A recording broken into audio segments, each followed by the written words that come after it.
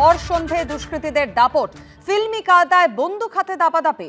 আনন্দপুরের গুলশান কলোনিতে দুষ্কৃতী দৌরাত্ম্যের ভয়াবহ ছবি সামনে এসেছে। সিসি ক্যামেরার ফুটেজে আপনারা দেখতে পাচ্ছেন ভর সন্ধ্যের লোকে লোকারণ্য, আর তার মধ্যে এভাবেই দুষ্কৃতীদের দাপাদাপি। বাইক থেকে নেমে বন্দুক উঁচিয়ে একেবারে তাক করে সাধারণ মানুষকে ভয় দেখানো চলছে। হাতে আগ্নেয়াস্ত্র, সেই ছবি আপনাদের সামনে রেখেছি। এলাকা দখলের লড়াই, অস্ত্র হাতে দাপাদাপি করলো এভাবে এই দুষ্কৃতীরা। গুলশান কলোনির অটো স্ট্যান্ড মোড়ে চলল গুলি, অস্ত্র হাতে দাপাদাপি, বিরিয়ানির দোকান ভাঙচুরও করা হয় বলে অভিযোগ।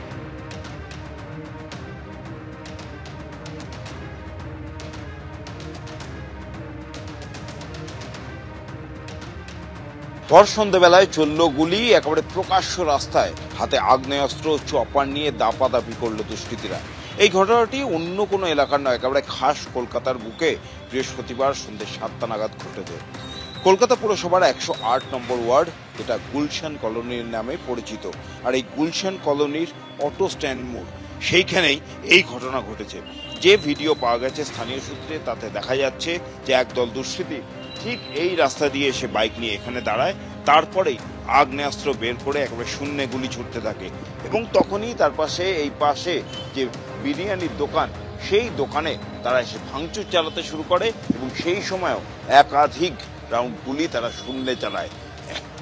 যে দুষ্কৃতীরা এখানে এসেছিল তাদের কয়েকজনের হাতে ধারালো অস্ত্রও দেখা গিয়েছে এবং সেই অস্ত্র নিয়ে এই জায়গায় তারা দাপাদাপি করে বেড়ায় এবং সেই তাণ্ডব চালানোর পর এই এলাকা ছেড়ে তারা চলে যায়। যেটা অভিযোগ পাওয়া যাচ্ছে যে আজকেই, অর্থাৎ বৃহস্পতিবার সকালেই কিন্তু এই এলাকার এক যুবককে তারা মারধর করেছে। তিনি এই মুহূর্তে হাসপাতালে ভর্তি। এলাকা দখলের লড়াই বলে অভিযোগ করছেন অনেকে, যদিও অনেকে অভিযোগ করছেন যে এই এলাকার কাউন্সিলরের সঙ্গে একজন বিধায়কের গোষ্ঠীর যে দ্বন্দ্ব, তার ফলেই কিন্তু এই ঘটনা ঘটেছে। এলাকায় পুলিশ মোতায়েন করা হয়েছে, এখনো থমথমে পরিবেশ গোটা এলাকায়। এই দুষ্কৃতীরা, যেটা বলছেন স্থানীয়রা, যে মিনি ফিরোজ নামে একজন দুষ্কৃতী, তার মদতে কিন্তু, তার নেতৃত্বে এই ঘটনা ঘটেছে। যদিও মিনি ফিরোজ নিজে ঘটনাস্থলে ছিল না, তার যারা সাকরেতরা তারাই সেই ঘটনা ঘটিয়েছে বলে অভিযোগ। ক্যামেরা সন্দীপ পালের সঙ্গে ব্রতদীপ ভট্টাচার্য, এবিপি আনন্দ, কলকাতা। তলবের পর তলব, সমনের পর সমন। আরজিকর কাণ্ডে আন্দোলনকারী চিকিৎসকদের পদে পদে হেনস্থার অভিযোগ উঠছে পুলিশের বিরুদ্ধে। বৃহস্পতিবারও হেয়ার স্ট্রিট থানায় তলব করা হয়েছিল 3 জন চিকিৎসককে, যার বিরুদ্ধে পথে নেমে প্রতিবাদ করল জয়েন্ট প্ল্যাটফর্ম অফ ডক্টরস ও অভয়া মঞ্চ। আরজিকর মেডিকেলে তরুণী চিকিৎসকের ধর্ষণ খুনের বিভৎস ঘটনার পর 1 বছরে ফের নতুন করে দানা বেঁধেছিল আন্দোলন। এই আবহে আন্দোলনকারী চিকিৎসকদের পুরনো মামলায় কলকাতা পুলিশের তলবও শুরু হয়েছে সমান তালে। আরজিকর আন্দোলনে যে চিকিৎসকরা যুক্ত ছিলেন, সেই চিকিৎসকদের গত কয়েক সপ্তাহ ধরে আমরা দেখছি লাগাতার বউবাজার থানায় এবং হেয়ার স্ট্রিট থানায় ডেকে পাঠানো হচ্ছে, সমন পাঠানো হচ্ছে। এর আগে ঠাকুরপুকুর থানাতেও সমন পাঠানো হয়েছিল এবং তা দিয়েই শুরু হয়। ওয়েস্ট বেঙ্গল জুনিয়র ডক্টরস ফ্রন্টের তরফে দাবি, এখনো পর্যন্ত 50-এর বেশি নোটিশ ও সমন জারি করেছে পুলিশ। বৃহস্পতিবার হেয়ার স্ট্রিট থানায় তলব করা হয় সিনিয়র চিকিৎসক পূর্ণব্রত গুণ এবং চিকিৎসক দেবাশিস হালদার ও অর্ণব মুখোপাধ্যায়কে, যার প্রতিবাদে এদিন প্রতিবাদ মিছিলের ডাক দিয়েছিল অভয়া মঞ্চ সহ চিকিৎসকদের বিভিন্ন সংগঠন। এই ডাকার প্রতিবাদে আমরা দেখতে পাচ্ছি অভয়া মঞ্চ, জয়েন্ট প্ল্যাটফর্ম অফ ডক্টরস এবং চিকিৎসকদের অন্যান্য যে সংগঠন, তারা এখানে প্রতিবাদ জানাচ্ছেন হেয়ার স্ট্রিট থানার সামনে। তারা প্রতিবাদ জানাচ্ছেন এই কারণে যে শুধুমাত্র হ্যারাস করার জন্য, হয়রান করার জন্য করা হচ্ছে বলে দাবি করা হচ্ছে। পুলিশের অনেক কাজ, কারণ আমাদের রাজ্যে চুরি, ডাকাতি, ধর্ষণ, রাহাজানি প্রতিদিন বাড়ছে এবং অনেক প্রতিবাদ হচ্ছে। প্রতিবাদ হলে পুলিশের অনেক কাজ বাড়ছে, অনেক মামলা দিতে হচ্ছে, অনেক রকম প্রতিবাদ থামাতে হচ্ছে। মিছিল হলে মিছিলকে আটকাবারও চেষ্টা করতে হচ্ছে। তো এই সব মিলিয়ে পুলিশের অনেক কাজ বেড়েছে, এটা বুঝি। এই হলো চিকিৎসক উৎপল বন্দ্যোপাধ্যায়কে পাঠানো চারু মার্কেট থানার নোটিশ।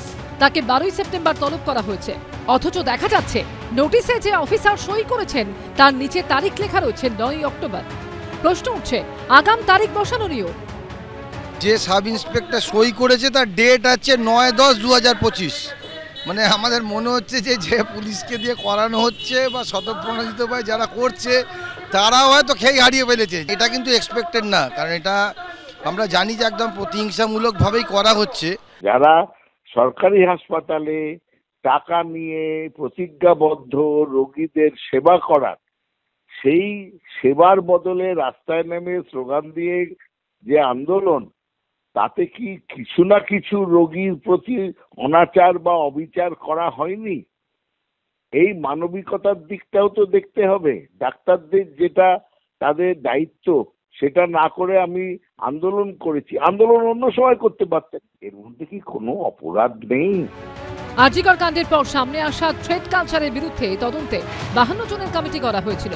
অভিযোগ, তাদের মধ্যে 3 জন চিকিৎসককে জেলায় বদলি করে দেওয়া হয়েছে। ঝিলাম করঞ্চার রিপোর্ট, এবিপি আনন্দ, কলকাতা। জেনজির বিক্ষোভের জেরে গদি ছেড়েছে কেপি ওলির সরকার, কিন্তু আগামী দিনে কার হাত ধরে নেপালে পরবর্তী নির্বাচন হতে পারে, এক্ষেত্রে দুটো নাম উঠে আসছে। একজন হলেন নেপালের সুপ্রিম কোর্টের প্রাক্তন প্রধান বিচারপতি সুশীলা কার্কি, আর অন্যজন হলেন নেপালের বিদ্যুৎ বোর্ডের প্রাক্তন সিইও কুলমান ঘিসিং। তাৎপর্যপূর্ণভাবে এই দুই প্রার্থীর সঙ্গেই ভারতের অত্যন্ত সুসম্পর্ক। অশান্ত হিমালয়ের দেশ, যুব সমাজের গণ অভ্যুত্থানে ধসে পড়েছে নেপালের সরকার, কিন্তু ভাঙছে যেমন, গড়বে কবে?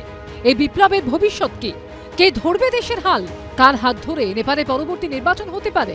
এক্ষেত্রে সবার প্রথমে নাম উঠে আসছে নেপালের সুপ্রিম কোর্টের প্রাক্তন প্রধান বিচারপতি সুশীলা কার্কির, যিনি বেনারস হিন্দু বিশ্ববিদ্যালয়ের প্রাক্তনী।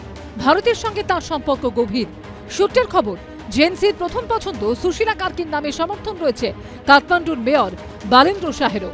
সেনাবাহিনী তার নামে সেই সব শিলমোহর দেয় কিনা সেদিকেও সবার নজর রয়েছে। এই নিয়ে এখন জোর আলাপ আলোচনা চলছে। বিচারপতি হিসেবে দুর্নীতি বিরোধী কড়া ভাবমূর্তির জন্যই দেশজুড়ে সুখ্যাতি সুশীলা কার্কির। এরই মধ্যে নেপালের সম্ভাব্য অন্তর্বর্তী প্রধানমন্ত্রী হিসেবে উঠে আসছে আরেকটি নামও, নেপালের বিদ্যুৎ বোর্ডের প্রাক্তন সিইও কুলমান ঘিসিং। সুশীলা কার্কির মতোই কুলমান ঘিসিং এর সঙ্গেও ভারতের গভীর সম্পর্ক। জামশেদপুরের রিজিওনাল ইনস্টিটিউট অফ টেকনোলজি থেকে ইলেকট্রিক্যাল ইঞ্জিনিয়ারিং এ স্নাতক তিনি। 1994 সালে নেপাল ইলেকট্রিসিটি অথরিটিতে কর্মজীবন শুরু করেন কুলমান ঘিসিং। ধীরে ধীরে পদোন্নতি ও পরবর্তীতে নেপালের মুখে মুখে ঘুরে তার নাম। নেপালে ভয়ঙ্কর লোডশেডিং সমস্যা ঘোচানোর সুবাদেই গোটা নেপালে তিনি জনপ্রিয়। কিন্তু 2025 সালে মেয়াদ শেষ হওয়ার মাত্র 4 মাস আগে ম্যানেজিং ডিরেক্টর পদ থেকে তাকে সরিয়ে দেয় কেপি ওলি সরকার। জানিয়ে দেশের নানা জায়গায় ক্ষোভ বিক্ষোভ তৈরি হয়েছিল। এই দ্বন্দ্ব আরও 6-7 দিন চলবে, তার কম নয়। এবং এই দ্বন্দ্বটা যখন শেষ হবে, যখন একটা নিজেদের মধ্যে একটা কোনো মতৈক্য হবে, রাজতন্ত্রের ফিরে আসার একটা প্রচেষ্টা চলবে। আর যেহেতু উনি তার ইনক্লিনেশন দেখিয়ে দিয়েছেন, চিফ, নেপালিজ আর্মি চিফ, সুতরাং আমাদের একটা সেদিকেও সম্ভাবনা আছে। দেখো, নেপালে এখন এই 48 ঘন্টার আপরাইজিংয়ের পরে এখন কনসলিডেশনের সময়। এই সময় দ্য সিচুয়েশন সেখানে খুব ভোলাটাইল, খুব ফ্লুইড, মুহূর্তে মুহূর্তে, ঘন্টায় ঘন্টায়, বেলায় বেলায় সিনারিও চেঞ্জ করছে।